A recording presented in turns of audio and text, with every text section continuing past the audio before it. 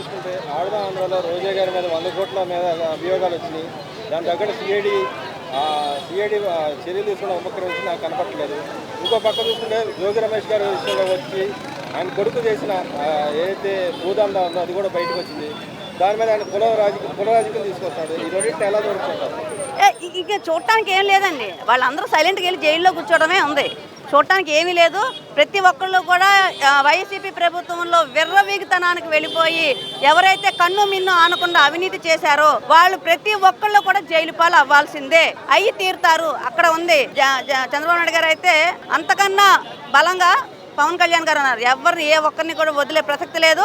ఖచ్చితంగా అవినీతి చేసే అంటే ఒక చిన్న ఉద్యోగి లంచం తీసుకుంటేనే మనం అతని మీద చర్యలు తీసుకునే పరిస్థితి ఉన్నప్పుడు, ఒక మంత్రుల స్థాయిలో ఉన్నప్పుడు వీళ్ళు చేసే పనులకు ఎందుకు చర్యలు తీసుకోకూడదు అని చెప్పని పవన్ కళ్యాణ్ గారు చెప్పారు. అదేవిధంగా ఏ శాఖకి విడుదలవుతున్న శ్వేతపత్రాలు ఏవైతే ఉన్నాయో దానికి ఇంక్లూడ్ చేస్తా మంత్రిని కూడా A1 కింద యాడ్ చేయాలని చెప్పన్నట్టుగా కూడా కొన్ని వార్తలు వినిపిస్తున్నాయి. నిజంగా అలాంటి అంశాలు అయితే ముందుకు వస్తే మాత్రం రోజా ఏంటి, లేకపోతే పేరు నాని ఏంటి, ఇంకా ఏ నానీలైనా కొడాలి నాని ఏంటి, ఏ నానీలైనా ప్రతి ఒక్కళ్ళు కూడా జైలు పాలు అవ్వాల్సిందే. వాళ్ళు దానికి సిద్ధంగా ఉండాల్సిందే. ఇది మేము 4 సంవత్సరాల క్రితమే చెప్పాం. వాళ్ళు అర్థం చేసుకోవాలి. అర్థం చేసుకోకుండా వాళ్ళు విర్రవీగేతనంతో ఇంకా మేమే ఉంటాం, 30 సంవత్సరాలు ప్రభుత్వంలో ఉంటామని చెప్పని వాళ్ళు అసలు అందిన కాడికి దోచేసి ఈరోజు ఏడుస్తా కూర్చున్నారు. కాబట్టి పరిపాలన అంటే ఏంటో నేర్చుకోండి, రాజ్యాంగం అంటే ఏంటో తెలుసుకుంటే ఇలాంటి సిచ్యువేషన్ వచ్చేది కాదేమో వాళ్ళకి. అలాగే చూసుకుంటే ఉమ్మడి గవర్నమెంట్లో ఒక పక్క పవన్ కళ్యాణ్ గారు ఆయన సంబంధించిన శాఖ సంబంధించి అవినీతి ఆరోపణలకు సంబంధించి వివరాలు బయటికి తెస్తాను. ఇంకో పక్కన నాయన మనోహర్ గారు ఆయన సంబంధించిన శాఖలో తీసుకెళ్తున్నారు. ఆ రెండింటిని ఎలా చూడొచ్చు, ఎలా చర్యలు ఉండబోతున్నాయి ఆ 2 శాఖలకు? చర్యలు అయితే ఖచ్చితంగా పవన్ కళ్యాణ్ గారు చెప్పినా, నాదల మనోహర్ గారు చెప్పినా చట్టపరంగానే ఉంటాయి. ముఖ్యంగా మనం గమనించాల్సింది ఏంటంటే ప్రభుత్వంలో పాలకులు గనక ఒక నిబద్ధతతో, నీతి నిజాయితీతో నిబద్ధత ఉంటే పరిపాలన ఎలా జరుగుతుంది అంటే ఆ శాఖల పరమైన మీరు గతంలో గమనించవచ్చు. ఏ మంత్రి అయినా సరే ఆ శాఖ పరమైన రివ్యూలు చేసినట్టు కానీ మీ మీడియాలో కానీ బయట కానీ పేపర్లో ఎక్కడైనా మనం చూసామా? ఏ రోజైనా ఒక్క రోజైనా ఆ శాఖకు సంబంధించిన శాఖ మంత్రి ఏ రోజు కూడా రివ్యూ మీటింగ్లు పెట్టడం కానీ ఆ శాఖ అభివృద్ధి కోసం నిర్ణయాలు తీసుకోవడం కానీ ఏమీ జరగల. ఎంతసేపు పవన్ కళ్యాణ్ గారిని తిట్టడం, చంద్రబాబు నాయుడు గారిని తిట్టడం, లోకేష్ తిట్టడం, ఈ మంత్రులు చేసిన పనులన్నీ ఇయ్యే.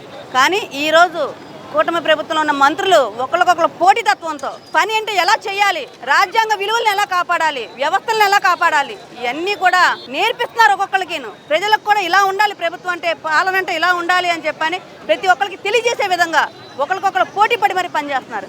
చంద్రబాబు నాయుడు గారు చూస్తే 24 గంటలు సరిపోవట్ల, పవన్ కళ్యాణ్ గారు 24 గంటల రివ్యూలే సరిపోవట్ల. అంటే నాదల మనోహర్ గారు చూస్తుంటే అసలు ఆయన ఎక్కడ ఉంటున్నారో, ఎక్కడికి వెళ్తున్నారో, ఎలాంటి సమావేశాలు ఏంటి అసలు ఒక్కటి కాదు, ప్రతి ఒక్కళ్ళు కూడా చాలా చాలా కష్టపడి ఈ అంటే గాడి తప్పిన అంశాలు ఏదైతే ఉన్నాయో అవన్నీ గాడిలో పెట్టడానికి చాలా కష్టపడుతున్నారు. ఖచ్చితంగా ఈ ప్రభుత్వంలో ఒక పాలకులను చూసి ప్రతి ఒక్కరు నేర్చుకునే విధంగానే అందరూ పనిచేస్తున్నారు. అలాగే చూసుకుంటే దయావాల్ సొమ్ము గత గవర్నమెంట్ చేసిన దాని మూలనే కొట్టుకుపోయిందని అమ్మటి రాంబాబు గారు అంటారు. దాన్ని ఎలా చూడొచ్చు?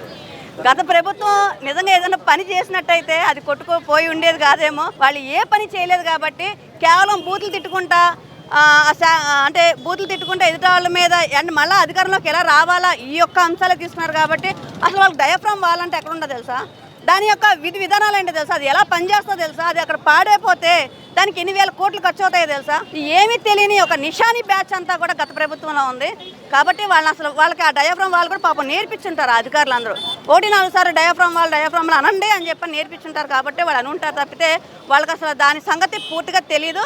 అది దానివల్ల ఉపయోగాలు ఏంటో కూడా తెలియదు. కాబట్టి కూటమి ప్రభుత్వం మీద నిందలు మోపుతారు. అలాగే చూస్తుంటే వాళ్ళ CCTV సంబంధించి 2200 కొత్త ఏదైతే కంపెనీ రావడానికి అవకాశం ఉందని చెప్పి చంద్రబాబు నాయుడు గారు అన్నారు. యువతకు ఉపాధి అవకాశం కల్పించడానికి ట్రై చేస్తారు.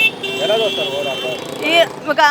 మేము ఎన్నికల్లోనే చెప్పాము, కేవలం సంక్షేమం మాత్రమే కాదు అభివృద్ధి కూడా ఉండాలి, అభివృద్ధితో కూడిన సంక్షేమం ఉండాలని చెప్పని అదే కల్పిస్తామని చెప్పడం జరిగింది. సో అదే విధంగా చంద్రబాబు నాయుడు యొక్క సీనియారిటీని ఆయన ఉపయోగిస్తా ఈరోజు కేంద్రానికి వెళ్ళి లేదంటే విదేశాలకు వెళ్ళి ఆ సీనియారిటీతో ఆయన ఒక కంపెనీలు తీసుకురావడం అవ్వచ్చు, యువతకి ఉపాధి కల్పించే అంశాలు అవ్వచ్చు. దానికి తోడు యువత ఏదైనా ఒక వినూత్నమైన ఆలోచనతో కనుక వస్తే ఖచ్చితంగా ఆ రీసెర్చ్ టీము దాని గురించి ఆలోచిస్తూ ఉంది.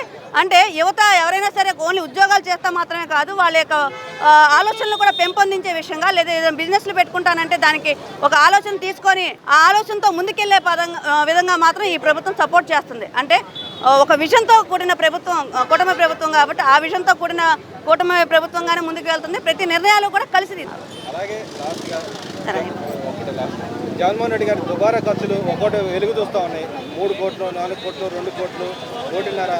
దీన్ని ఎలా చూస్తారు? నేను 3 రోడ్డు అండ్ 3, 2, 1 ఆదోపరాలేనా 450 కోట్లు వైజాగ్లో తగలేశాడు కదండి. ఇంట్లో వారికి అంటే ఇంట్లో అదే మరి రూపాయి ముఖ్యమంత్రి కదా. సో రూపాయి ముఖ్యమంత్రి అన్నప్పుడు మరి మిగతా జీతం ఒకటి తీసుకోవడం, మిగతా అన్ని అంశాలు ప్రభుత్వం మీద ఆధారపడి బతికే వ్యక్తి కాబట్టి పాపం చాలా పేద ముఖ్యమంత్రి కాబట్టి ప్రతి అంశాన్ని కూడా అంటే ఏదైనా సరే ఒక జీడిపప్పు తినాలనుకోండి, అది మామూలుగా అయితే ఒక 500-600లకు వస్తుంది. కానీ అతను ఒక పేద ముఖ్యమంత్రి కాబట్టి 10,000, 20,000 దానికి బిల్ రాసే పరిస్థితి ఉంటుంది. కాబట్టి చట్టం అంటే వ్యవస్థలో ఎక్కడ లోపాలు ఉన్నాయో అవన్నీ కూడా తీసుకుంటా అతను ఎక్కడికక్కడ దుబారా చేస్తా. ప్లస్ నేను పేద ముఖ్యమంత్రి, అదే 1 రూపాయి ముఖ్యమంత్రిని, పేద ముఖ్యమంత్రిని అని చెప్పని పెత్తందారులు, దళారులు అని చెప్పని ప్రజల్ని మోసం చేసే ప్రయత్నం చేశాడు. కానీ ప్రజలే మామూలు కాదు, కొడితే చెంప చెల్లుమనే విధంగా ఈరోజు ప్రభుత్వం ఈ కూటమి ప్రభుత్వాన్ని ఏర్పరిచింది. ప్రజలే ఈ కూటమి ప్రభుత్వాన్ని ఏర్పరిచారు. కాబట్టి ఇంకా అసలు అవన్నీ మనం మాట్లాడడం కూడా అనవసరం.